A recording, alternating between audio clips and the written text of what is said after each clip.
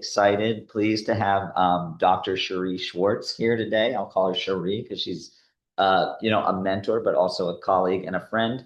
Sheree's an epidemiologist and implementation scientist based at Johns Hopkins School of Public Health. Her research focuses on optimizing HIV prevention and treatment intervention delivery with populations who have constrained access to care. She co-leads the Implementation Science Core at the Johns Hopkins Center for AIDS Research, as well as the Hopkins HIV Implementation Science Technical Consulting Hub. And she also directs a national fellowship program in HIV and implementation science for early stage investigators. She has many other accolades on her CV that I'm not going to go into. I'm just going to let you take the floor from here. But thanks so much for coming today. We're excited to hear this talk. Thank you so much for having me. It's really exciting to be here and to see so many people, faces in person. So that's impressive. And those of us at Hopkins could probably do a little bit better at that. All right, I'm going to try and share slides here. People that know me know that technology is not a strength. And then you'll hit the blue shape. I'm going to try and demonstrate that clearly. Okay.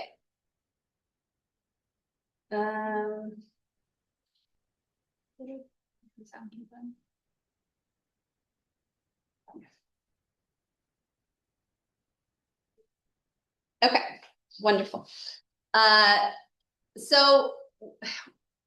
forgive me, I've been sick, so if you can't hear me, I think right now my voice is starting out strong. Let's hope it stays that way. But I've been spending a lot of time thinking about how long the research process takes and how long it takes to translate evidence into actual action, and where our role is as researchers within that. And I think, for most of us, now we can submit above the 500K cap without too much permission, right? But in general, like, inflation has increased, the level of grant awards has not really increased, the level of productivity that it takes for us to be able to fund our salaries and our teams is becoming pretty astronomical compared to the amount of time that we have. And so I think there's both an acute awareness that I think research takes too long. There's a lot of bureaucracy, a lot of delays.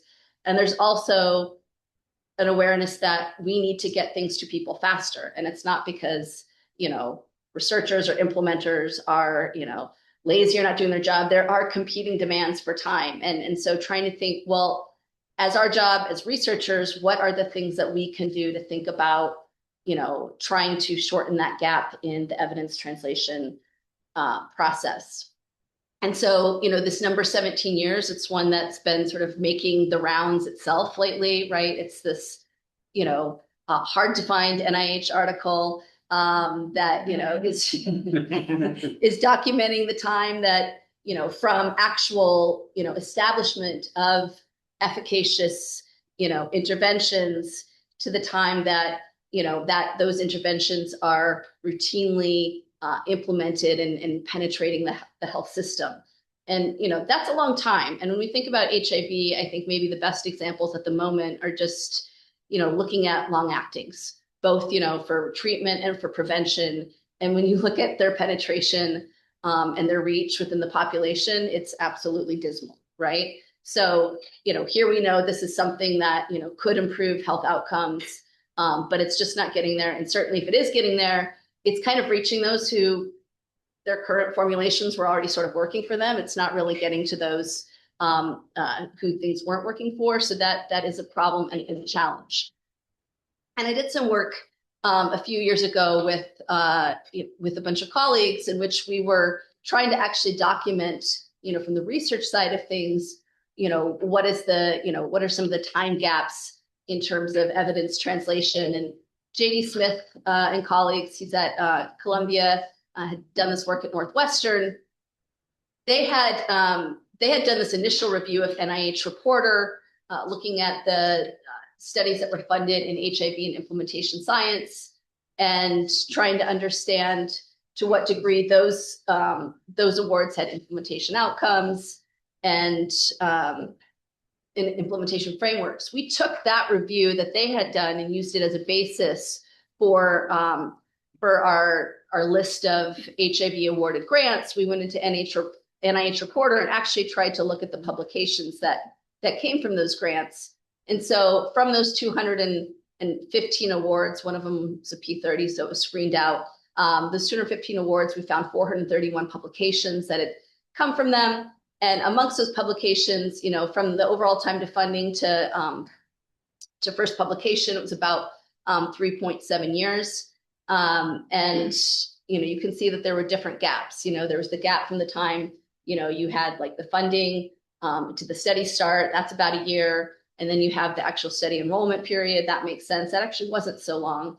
And then you have this big gap at the end of the study until the actual results come out. And of course, there's a lot of reasons for those delays, including investigators kind of moving on to the next thing, as well as, delays in the publication process.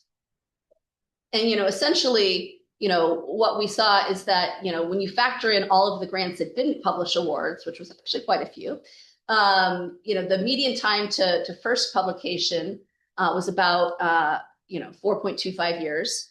There were certain mechanisms that did better. Like we had the K awards, some R21s, those actually, those folks published faster, and that makes sense because the motivation for publication is there. And, overall, what we concluded from this was that research productivity was, largely high, but 40% of grants didn't publish original data that emanated from that award within the first 5 to 7 years. And there were, common bottlenecks, including startup and publication. And so, I think in a sense, we all know that science is science is a problem. The delays that are experienced are preventing evidence-based interventions from getting in the hands of people that need them.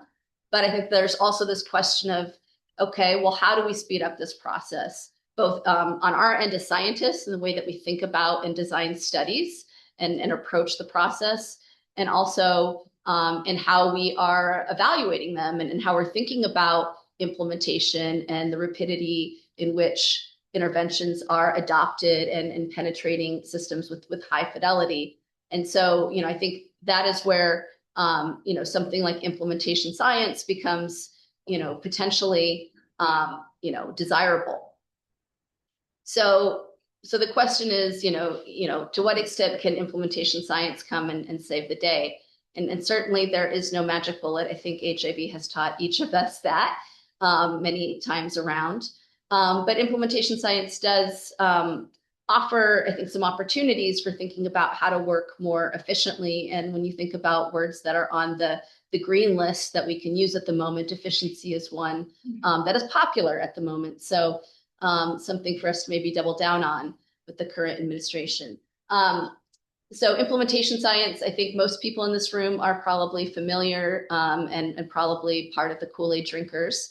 But just to sort of level set and make sure we're all on the same page, implementation science is the study of methods to promote adoption and integration of evidence-based practices, interventions, and policies into routine healthcare with the goal of impacting population health. We talk about both EBIs, evidence-based interventions, and implementation strategies. What are the differences? So, the evidence-based interventions, those are the things with, efficacy data behind them. Thank you. The programs, the pills, the principles and procedures that, have the phase 3 data to demonstrate that this works. And then the implementation strategies are the strategies that are used by the healthcare system, by the providers to really enhance the utilization, the adoption, the delivery as intended of those evidence-based interventions in order to affect people's health. So the EBIs are really targeting the end user, the patient, the client, and the implementation strategies are really targeting the health system and the provider.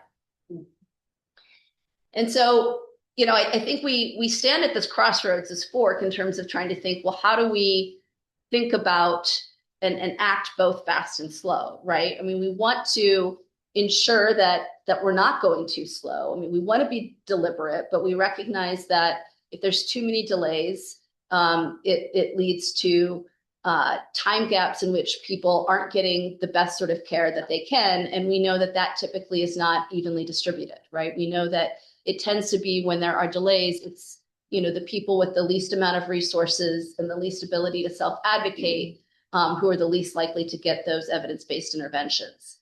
We also know that if we go too fast and we skip too many steps, that we do run the risk of both failure, but also not even understanding why we fail, right? And so then it's sort of like we've gone through this loop of like quickly doing something, it didn't work, and we don't even necessarily know why.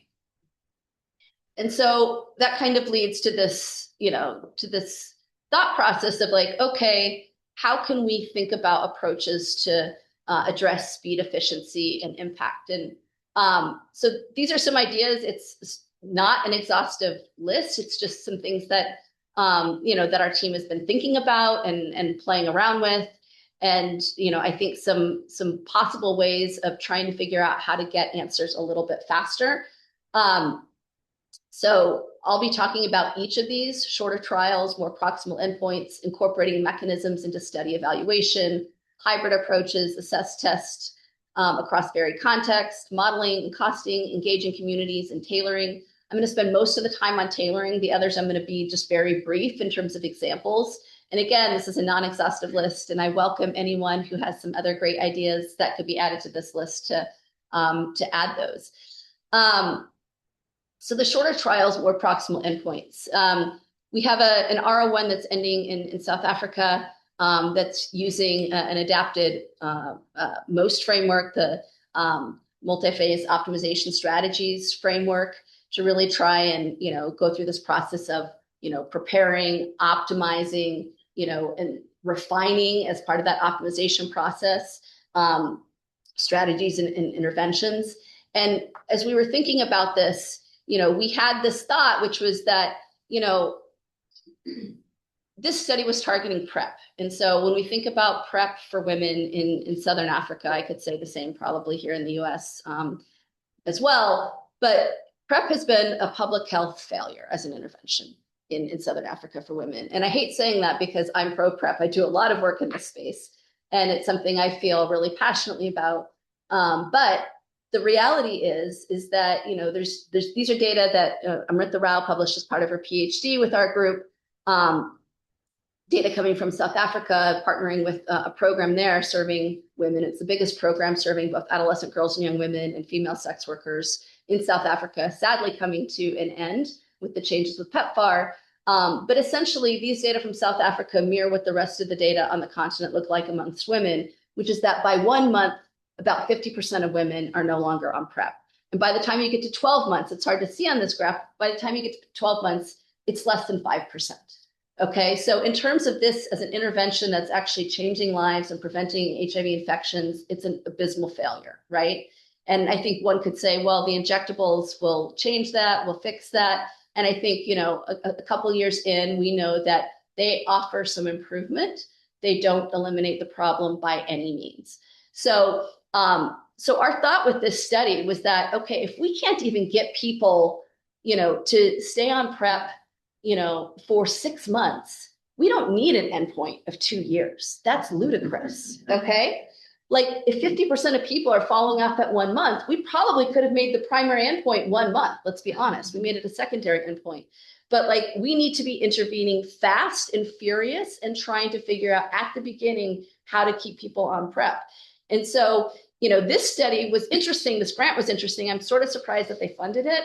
But we did 2 short trials in this grant, and that was actually one aim. We had a separate first aim, which was using the program data, and a separate third aim doing modeling. But within one aim, we did these short duration trials. And so one of them was a cluster randomized trial across 10 sites in South Africa, and one was a 2 to the K factorial trial, which I'll be talking about in a little bit, assessing PrEP continuation. And we did both of those trials in 12 months, including enrollment and follow-up.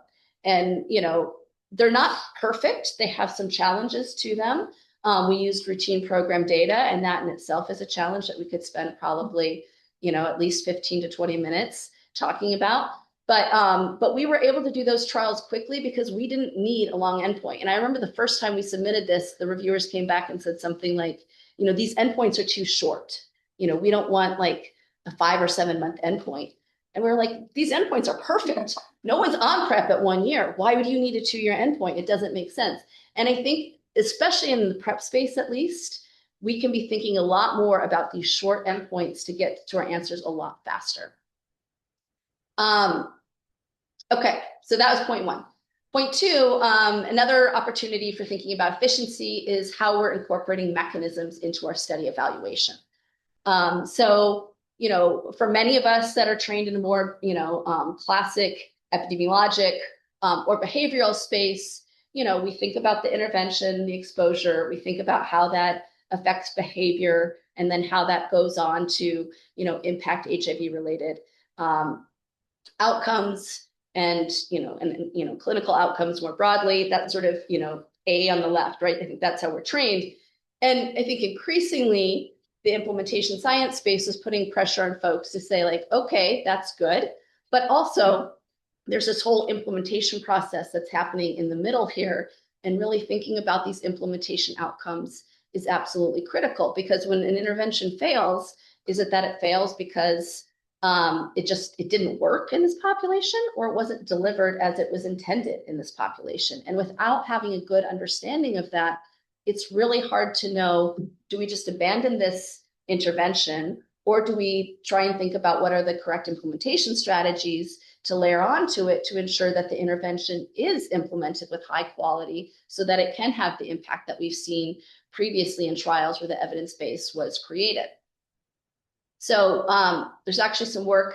I'm not going to present it today, but it's about to come out from Sita Lugintanan. She's a PhD student with EPI and has done some really incredible work on sort of actually conceptualizing how these implementation outcomes all interrelate together. And so that's something to look out for in the future that I think is an interesting, thought-provoking piece.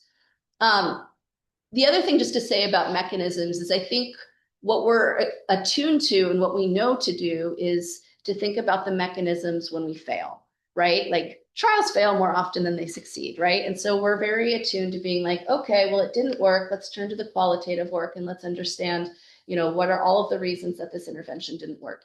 And that is absolutely important. It's also important for us to think about, well, what are the subgroups for which it did work? And for the people that it did work, how did it work? But I think there's also a real important lesson is even if it succeeds, trying to understand what the context and mechanism of success was. Because I think we often assume we know what the mechanism is, and then maybe we don't. And as an example of this, we did this pilot study in case management for female sex workers who were on PrEP. And what we saw is that the case management, this short pilot, worked really well, right? So the idea behind it was that there was motivational interviewing from these peer case managers who had done quite a bit of training in counseling and social work. And the idea was that, they were, through their motivational interviewing, helping the women that they were working with to identify their problems and create solutions and strategies for overcoming those barriers, right? That was sort of the proposed mechanism. And so the idea was that through that sort of skills building, that should help women stay on PrEP. And what we saw is that the case management pilot worked. But what we saw in a lot of the qualitative data, and that's the paper that I linked to here, is that, actually what the qualitative data was telling us was that it was working in a very different way than what we thought, right? So it wasn't really that it was building skills. It was the social support behind the case management.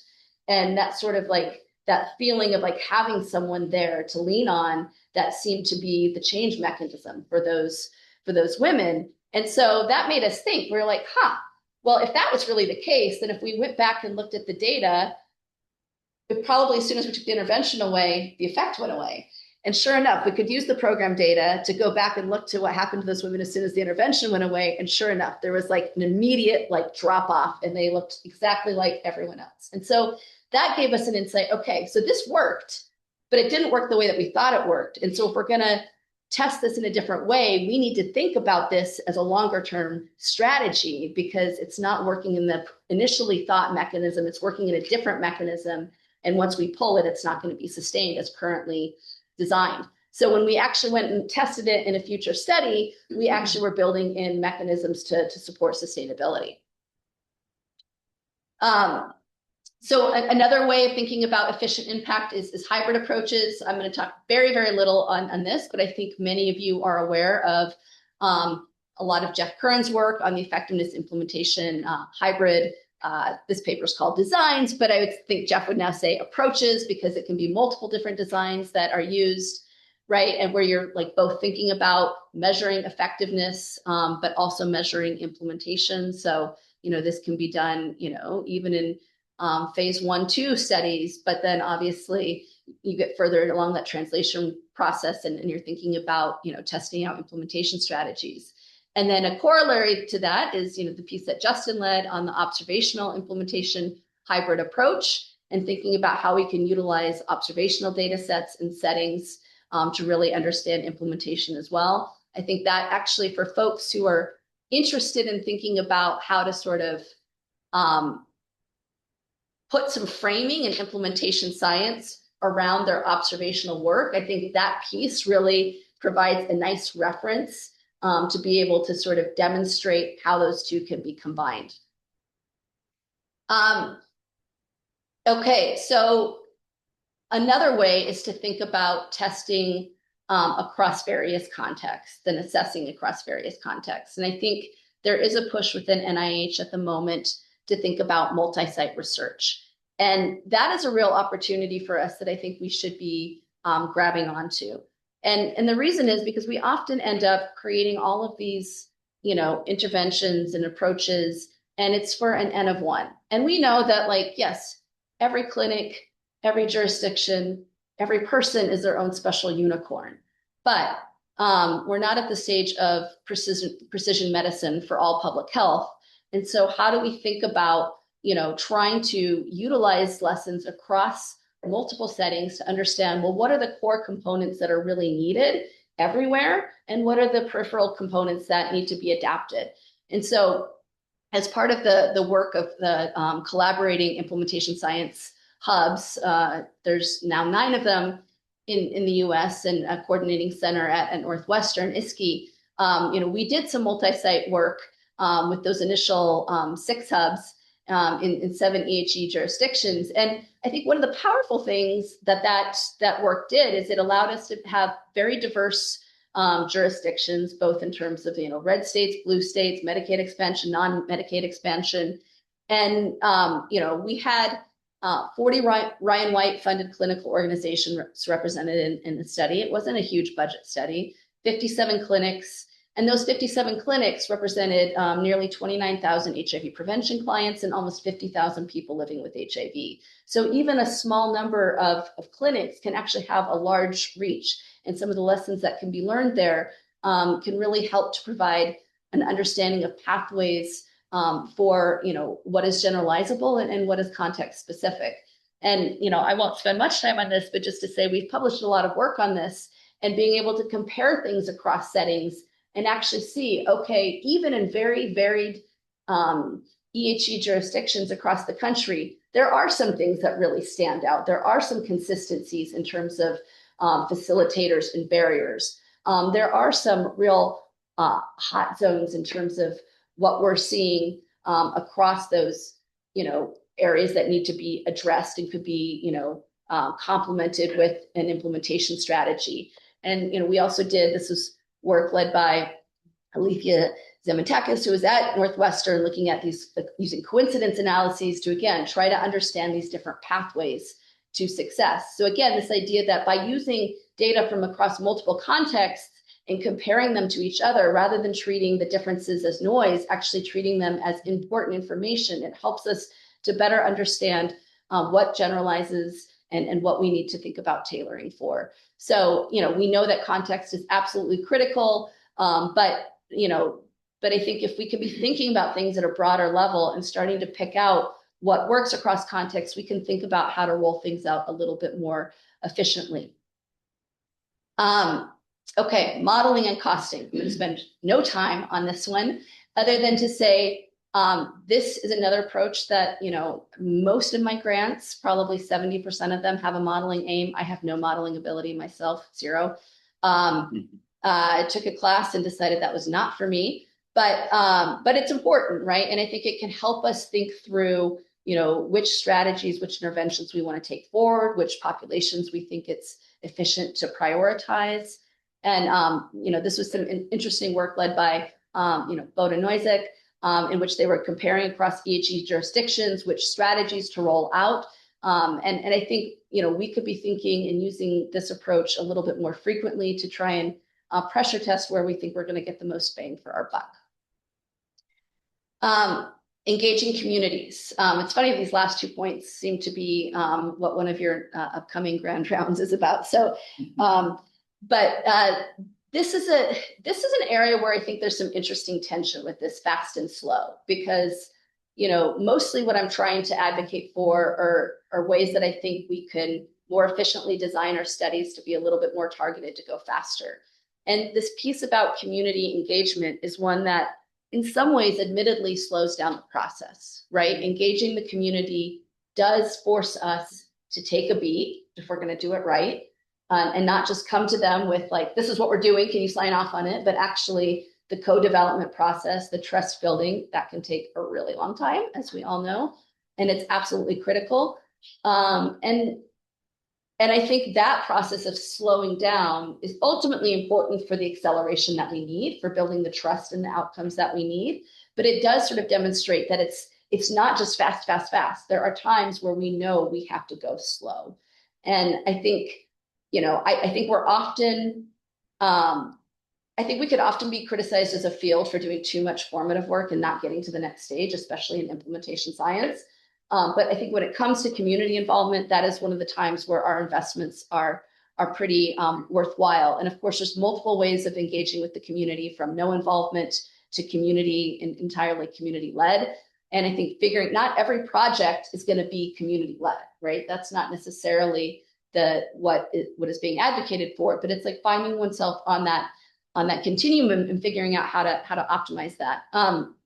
So this is some interesting work led by our hub and by Reva Datar, a postdoc within our hub, that was actually taking the EHE supplements that were funded by NIH through the Centers for AIDS Research grants, and doing a survey with both the academic partner and the community partner. So each of those supplements, for those who have had them, they will recall you have to have a community partner. And that was NIH's way of trying to really enforce the importance of community partnership into the grant mechanism. Because there was both an academic and a community partner for each of these awards, we could go and actually, get data from both of those partners. And it was interesting to see some of the concordance and discordance, right? So, what we saw is that, 77% of academics reported expecting higher engagement than they actually experienced from their community partner. And 71% of community partners reported expecting lower levels of their own engagement than they actually experienced. So you can see that there's sort of this like mismatch, right? And I think it also speaks to the tension, right? Because on the one hand, I think most of us who have had training in community engaged research and really value the importance of communities, we know that it's absolutely important to have communities along for the ride, and them leading the ideas, leading that thought process, really partnering with us in a meaningful way. Flip side of it is they're not like publications don't really help make them more productive. Our grant delay processes and the expectation to get a lot of work done before a grant is ever awarded doesn't really fit with their model. And so essentially what we're sort of asking them to do is to adopt our work model, which barely works for us, we all know, but we just managed to like figure it out, and have them do that on top of their busy loads. And their primary job is not research, right? Their primary job is delivering services to the people that they're there to serve. And so there is a mismatch. And I think trying to figure out this dynamic of expectation, of ownership, of what's enough and what's not too much is actually a really complicated dance. And I think an area where there's an opportunity for a lot more research. I think there's clear areas where we really do engage community partners. Some of the data that, we're good at getting community partners to support with recruitment. But there's other areas in terms of, really choosing the research methods, being the thought leader in terms of what's important to be studying, that we could take a bigger lead from community. But in order to do that, we have to slow down more. It's not just us going to them with ideas, it's us building a relationship with them, having those ideas evolve, finding the right mechanism for that. And that takes a lot of time. I think the other piece, and this was something that for those that attend the Dissemination and Implementation Conference, I think it was 2 years ago, this came up as a really big theme, is this importance of trust. And I think increasingly we should be considering how we're measuring trust in our studies, and how community partners perceive their relationship with us. And so, I think for the most part, what our work that we did with the academic and community partners suggested is that, for the most part, community partners actually think we're doing pretty well. But, there are some areas that we could do better, and that includes sharing power and responsibilities, and really all of the things that are important in terms of dependability and trust building. Okay, so that was pretty rapid. I'm going to now switch to thinking a little bit about tailoring. So what is tailoring in science? Many are probably very familiar: adapting evidence-based practices to fit the unique needs of specific organizations, communities, or individuals by considering their distinct context, stakeholders, and barriers. Why do we tailor? Well, we tailor because we don't want the baggy, loose, horrible fit, right? We want things to fit people's needs. We want it to be efficient.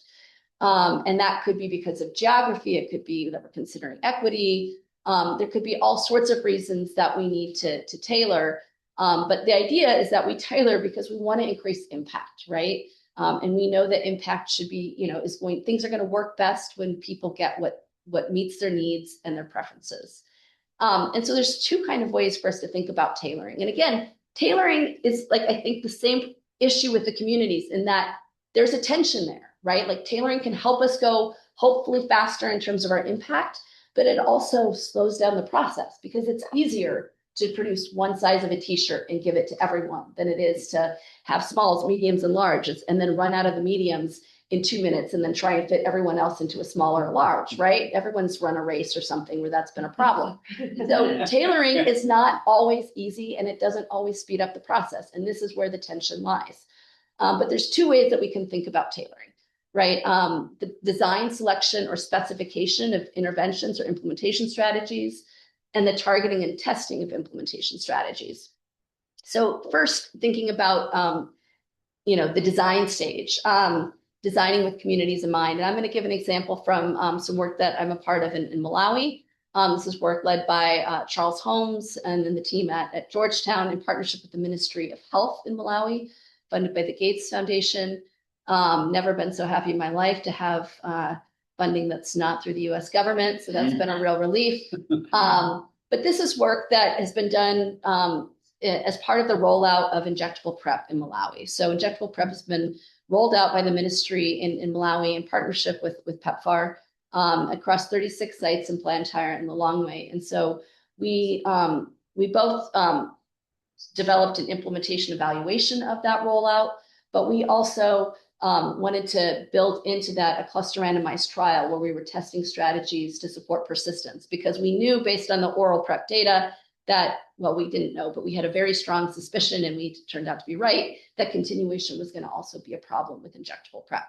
And so we went through this process of trying to think through, okay, well, what are the strategies that we're going to use to try and support PrEP continuation, and thinking about this at the clinic level. And so we did, first of all, we did some discrete choice experiments in which we were trying to understand preferences and how to sort of communicate around our delivery, as well as design our delivery, and what we saw, in some of the DCE work, we tried to understand, okay, well, what are the positive drivers? Well, what we learned is that, injectables were a real positive driver or over oral, particularly injections in the buttocks versus the stomach. So that's interesting to think about as Len rolls out.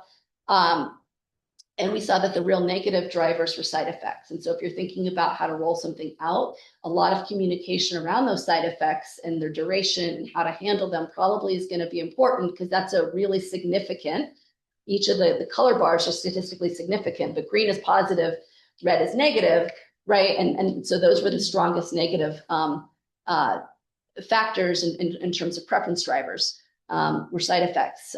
Cost also was there. So we also went through a human-centered design process, a set of workshops in which we were really working with providers, Ministry of Health, PrEP users to really understand, okay, well, what are their priorities? What do they see as most important? And, this process was a little bit slow, right? Like we went through, multiple rounds of workshops. The whole thing probably took, 4 to 6 months without the IRB approvals, right? So it was an iterative learning process, but we did ultimately land on a package, which I didn't put in here, but a package that both has, focused on empathy of providers in terms of their counseling and coaching with those providers. We also offered early morning hours. And we offered this Dolawa prep, these, prep experts on site that are both building demand, but also answering questions. So half of our sites have those implementation strategies being delivered, half don't. And we're comparing what the impact is on continuation. So that trial is just finished enrolling, and it's still, the outcomes are still being assessed. I think some of the early lessons learned are that, again, the importance of mechanisms, because we designed this for PrEP persistence, but what we're seeing early on is actually, it seems like there's a real impact on demand generation as well, which wasn't really our intention, but an added benefit.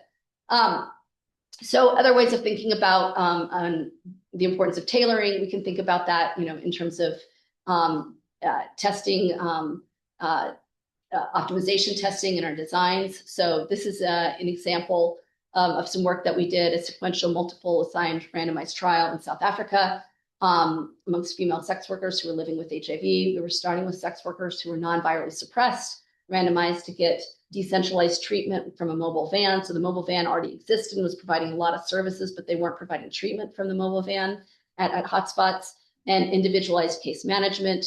And so women were originally randomized 1-to-1 to those two arms, and then based on their 6-month viral suppression outcome, re-randomized to either step up or stay the same, or step down. If they were responsive, they were randomized to continue or step down to also understand the durability. And so what we thought is that, not everything for everyone, but let's identify who needs which strategies and for how long to increase the efficiency and effectiveness. What we learned was a little bit different though. What we actually saw is that most of the benefits were conferred very early. So if we were going to see an effect, we were going to see it right away at 6 months. And that actually, with a highly mobile, super vulnerable population, we probably should have done more of the kitchen sink when we had the women in front of us, rather than this more sequential approach, because it was hard to keep women, right? There's so many different things going on in their lives that it was really hard to maintain them. So almost any effect that we saw at 6 months. And so actually, our stepped approach turned out to be, even though we had put a lot of thought into it, it turned out to not be the best approach. And actually, I think a lesson that I took from that study was we need to fail fast. And that study took 5 years, right? I mean, it took us 2 years of enrollment and another 2 years of follow-up almost. So that was 4 years plus the startup and the ending. And that was where my mind started thinking, we're not doing this fast enough. Like, we thought we were being smart, but is this really the most efficient approach? We also did a lot of work on mechanisms, and this is work led by Carly Comans during her PhD. That was really trying to break down some of the mechanisms behind those strategies and why things worked and why they didn't work. So she did this realist informed evaluation of implementation of these support strategies. It's a really cool piece. I encourage anyone that's interested in both either realist evaluations or mechanisms to take a look at it, but really trying to piece together how all of these components were working, and really trying to understand who things work for and who it doesn't, and why, and how that might give us insights for moving forward.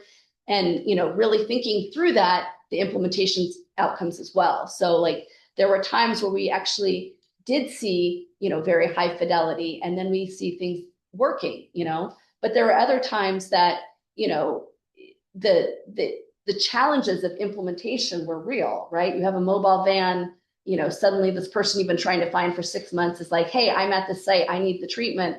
Okay, you move the van. Well, now everything else that you were going to visit after that, gets disrupted. And fidelity is a real challenge. And particularly is a challenge in decentralized interventions in which people aren't just coming to you and you're not just assessing whether you did the thing, but where you're also relying on engagement. So we've also done some work in the factorial design space, trying to test the combinations of strategies to try and get to optimization a little bit faster. So this is a trial, actually the factorial design, not a fractional factorial design, but a trial that we just finished in South Africa. We don't even have the results finalized to present, but this is a study on PrEP persistence. Again, trying to get young women and women engaged in sex work who are starting PrEP to continue on PrEP, trying to support them in that journey. So we tested peer case management. We had a lot of data behind that, food vouchers, which is what came out in our cabs, PrEP support buddies, and these community pickup points, which are kind of like Amazon lockers. So those were the 4 strategies that we were testing, but we were testing all of the combinations. So it was a 2 to the 4, so we had 16 arms. And how is that feasible? Well, it's feasible because in these factorial designs, using kind of this MOST approach, right, there were 19 women in each arm, but that means each intervention was delivered to 50% of the people, right? And 50% of the people didn't get it. So it is complicated, but it was doable. And I think we actually implemented it with pretty high fidelity with a steady team. And, there was a lot of, again, this is work led by Maya Land, who was doing her capstone work, her master's thesis work on this. But again, trying to really understand, okay, how each of these strategies were working, what was the mechanism? And we had 2 populations that were being included in the study, sex workers and adolescent girls and young women, and really trying to understand, okay, we have these strategies, how are they working? Who are they working for? In what way? And when does that lead to high impact or not? And so, I think, again, just this call out to be thinking about when and why, where things are working and for whom. So just to kind of wrap up, as we're thinking of this tailoring piece, there's a lot of considerations with the tailoring. Studies may not be powered to demonstrate all of the second order interactions and effects. If you're thinking of a SMART, or if you're thinking of a factorial design, often you're looking for signal, you're not looking for conclusive evidence, and that sometimes can be frustrating, especially for those of us trained highly quantitatively. So you have to consider those small sample size issues and what you're comfortable with. There is also this disconnect when you have all of this qualitative data and you're hearing from your community partners, from the clients, that they're sure that this intervention works and the data don't tell that story. How do you make sense of that? And I think that is really where digging into the data deeper, doing these mechanism analyses and really understanding, okay, well, what are the conditions contextually and mechanistically in which we do see things work, and what are the conditions in which they don't work? And that seems to be the next level that's important, because there often is this population and personal disconnect between the results that we are seeing on paper and what people are telling us. Tailoring can increase the speed in which you get an intervention or an implementation strategy to fit a context, but it can also increase the time. So again, this idea of it doesn't always make everything faster, but I think the overall goal is to accelerate the process. So I've talked quickly, but hopefully I've sort of stuck to time. In summary, science is hard and slow. We must accelerate while recognizing there are times to slow down. It's a marathon, it's not a sprint, although we know there's many sprints within that marathon. While there's a risk to going too fast, we also need to recognize there's a risk of going too slow, and being super incremental in our science is probably not the best way of getting things to folks faster. And engaging communities in the decision-making process, both in the research, but actually in the decision-making process of like how comfortable they are with the speed is actually something I don't think we've really been thinking about a lot and probably should be doing more. So anyway, thank you again for having me. Please scan the QR code if you want your CME credits. I think I'm supposed to say that. And happy to take any questions or have a good discussion here.